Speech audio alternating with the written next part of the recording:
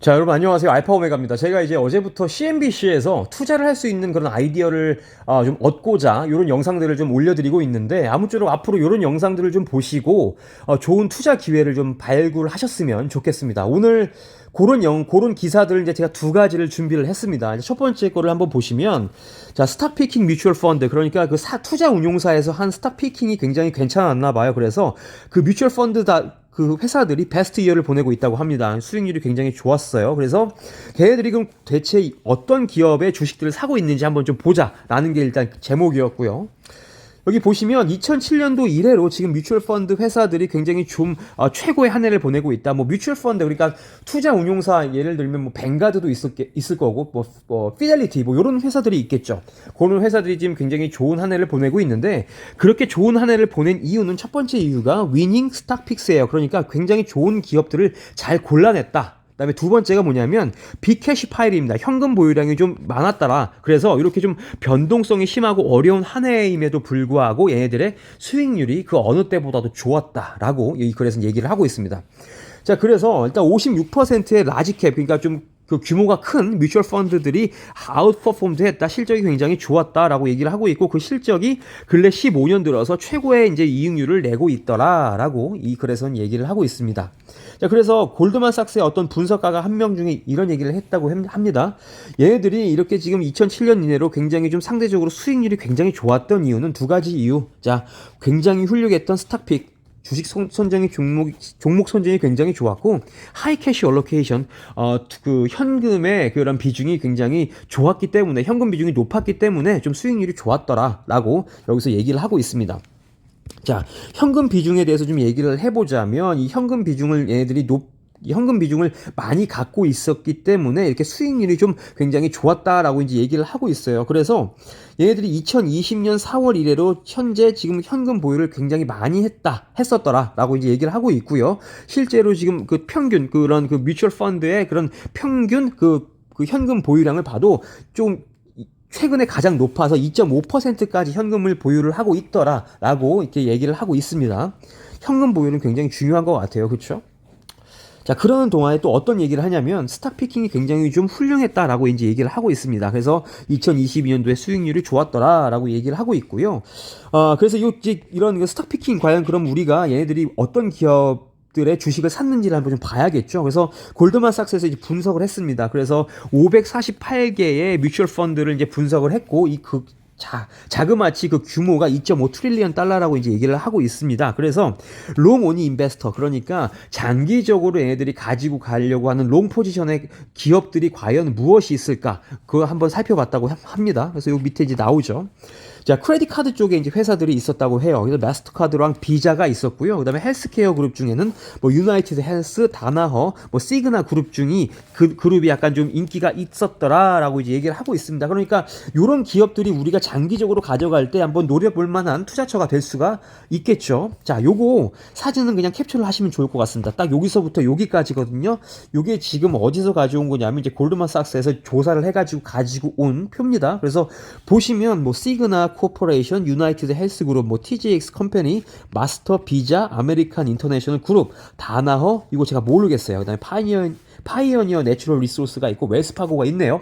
이런 것들을 지금 뮤추얼 펀드에서 가장 많이 가지고 있고 장기적으로 가져가려고 하는 기업들이다라고 참고를 하시면 좋을 것 같습니다. 자, 그래서 일단 대표적인 제가 아는 기업만 일단 S&P 500이랑 좀 비교를 좀 해봤습니다. 투자 수익률을 좀 주가를 좀 비교를 해봤는데, 일단은 S&P 500이 가장 아래 있죠. 그 다음에 시그나 그룹, 유나이티드 헬스, 그 다음에 TJX, 마스터카드, 비자가 모두 다 S&P 500보다는 좀 월등하게 수익률을 내보내고 있더라. 요것들을 쭉 가지고 가려고 이제 뮤추얼 펀드에서는 하고 있더라라는 겁니다. 참고하시고 좀 도움이 되셨으면 좋겠습니다. 자, 그러면 두 번째 일단 기사예요. 자, 12월 달에 이 JP 모건의 탑픽은 무엇이냐라는 거예요. 여기서도 이제 JP 모건은 이제 매 월마다 이렇게 발표를 하고 있는데, JP 모건이 가장 좋다고 생각하는 이제 그런 회사들의 이름을 쭉 이제 발표를 하게 됩니다. 자, 그래서 드디어 이제 12월 달에 탑픽의 이제 종목이 베일을 벗었다라고 이제 얘기를 하고 있습니다. 자, 그러면서 자, 여기 이런 얘기를 합니다. 11월 달에 지금 세계 인덱스가 모두 올랐다라고 얘기를 하죠. 다우존스가 뭐 5.7% 올랐고 S&P 500과 나스닥이 각각 5.4%, 4.4% 이제 올랐는데 이렇게 지금 11월 달에 분위기가 좋았던 이유는 이제 뭐 페드의 그런 발언도 있었겠지만 여기서 지금 뭐라고 얘기를 하냐면 typically bullish 투자자들이 보통 연말이 되면 굉장히 좀 투자 성향이 좀 강해진다라고 얘기를 합니다. 왜냐하면 12월로 갈수록 뭐가 있다? 자, 산타크로스 랠리가 있다라고 이제 얘기를 하고 있습니다. 그런데 요 산타크로스 랠리가 뭐냐? 이제 볼게요. 자, 12월이 되면 사람들이 일단은 이제 선물을 산다고 이제 투자를 늘립니다. 그러면서 이제 뭐 기업들의 매출이 늘 수가 있겠죠. 그 다음에 12월이 되면 약간 시즈널 스피릿이라고 그래갖고 약간 연말이 되면 약간 좀 포근하고 뭔가 돈 쓰고 싶고 약간 이런 훈훈한 분위기 있잖아요. 이런 것들 때문에 약간 12월에 장이 좋더라라고 하는 게 바로 산타크로스 랠리인데 2002년부터 2021년까지 일단 한 20년도 정도의 그런 걸 봤더니 대략적으로 굉장히 한 0.385% 오르더라. 굉장히 좋긴 한데 굉장히 작다. 그게 영향이 미미하다라고 이제 얘기를 하고 있습니다. 이거 인베스터피디아에서 이렇게 얘기를 하는 거고요. 그래서 산타클로스 랠리는 사실 100% 오는 건 아니다. 랜덤하게 온다. 그래서 이게 올 거라는 건 아무도 장담하지 못한다라고 이제 얘기를 하고 있습니다. 그만큼 산타클로스 랠리를 믿고 투자를 하는 것은 굉장히 좀 위험하다라고 이제 말씀을 좀 드릴 수가 있겠습니다. 그래서 요 글에서도 뭐라고 얘기하냐면요. 산타크로스 랠리가 굉장히 uncertain하다. 굉장히 이제 지금 시기에는 굉장히 좀 불확실하다라고 이제 얘기를 하면서 이제 월스트리트가 이제 마감을 하고 있다라고 얘기를 합니다. 어떻게 이제 마감을 했는지 한번 좀 보자라는 거죠. 자, 그래서 JP 모건이 released its list of top stock에서 JP 모건이 이제 리스트를 냈고 얘네들이 이제 업데이트를 합니다. 한 1개월에 한 번씩. 그런데 지금 두 가지 종목이 이제 추가가 됐고 허니웰이라는 기업이 여기서 빠졌다. 그런데 이제 이 허니웰이라는 기업이 빠진 이유는 상대적으로 약간 좀 비쌌기 때문에 지금 매수에서는 좀 뺐다라고 이제 얘기를 하고요. 여기 이제 아래 보시면 여기까지 탑픽이 나옵니다. 자, 볼게요. JP 모건의 12월 탑픽 기업들을 지금 보고 계십니다. 이것도 필요하시면은 캡처를 해 놓으셨다가 한번 좀 다 찾아보시면 좋을 것 같아요. 그래서 보시면 새로 들어간 기업이 이 두 가지입니다. 티커는 BRX, 그 다음에 GWRE라는 회사인데 이건 이제 리치 회사인 것 같아요. 그 다음에 가이드와이어라고 그래갖고 뒤에 설명을 좀 드리겠습니다. 그 다음에 나머지 이렇게 기업들은 기존에 지금 JP 모건이 탑으로 선정했던 기업이 보이죠. 뭐 달러트리도 있고 트랜스유니언, 아마존, 퍼블릭 스토리지, S&P 글로벌, 올스테이트, 제너럴 모터스, 그 다음에 미라티 세라피틱스가 JP 모건의 탑 픽이었다라는 겁니다. 자, 그래서 이번에 신규로 이제 편입된 브릭스 프로퍼티 그룹을 한번 좀 볼게요. 일단 얘네들이 3분기 때 어닝을 일단은 뭐 매치가 됐답니다. 그러니까 이거는 그냥 똔똔 쳤다. 그 월스트리트에서 예상치랑 똔똔을 했고, 근데 매출이 일단은 뭐야 이거? 그렇죠. 매출이 지금 예상치를 웃돌았다라고 얘기를 하는 겁니다. 그러면서도 그 동시에 지금 얘들이 쿼터리 디비던드, 그러니까 배당금을 8.3%까지 올리겠다라고 하는 게 굉장히 좋은 뉴스밖에 없었던 그런 회사다라는 겁니다.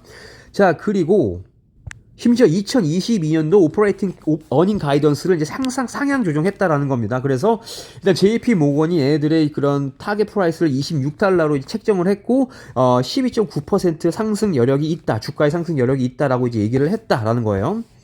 자, 그 다음에 하나 더 말씀을 좀 드리겠습니다. 가이드와이어라는 이제 회사가 JP 모건에서 탑픽으로 선정이 되었는데 이 회사는 일단 기본적으로 인슈런스 소프트웨어 컴퍼니다. 뭐 보험 회사 쪽에 들어가는 소프트웨어를 이제 공급을 하나 봐요. 그런데 얘네들이 일단 주가를 보시면 쫙 내려갑니다. 그런데 얘네들이 왜 이 얘기를 탑픽으로 했냐? 2023년도 하반기에 얘네들이 이제 이런 러스를 박인대로 바꿀 것이다. 그러니까 2023년도 하반기부터 실적이 좀 개선될 거기 때문에 얘네들을 지금 탑으로 지금 뽑았다라고 이제 얘기를 하고 있습니다. 자, 그래서 JP 모건에서 뭐라고 얘기했냐면요.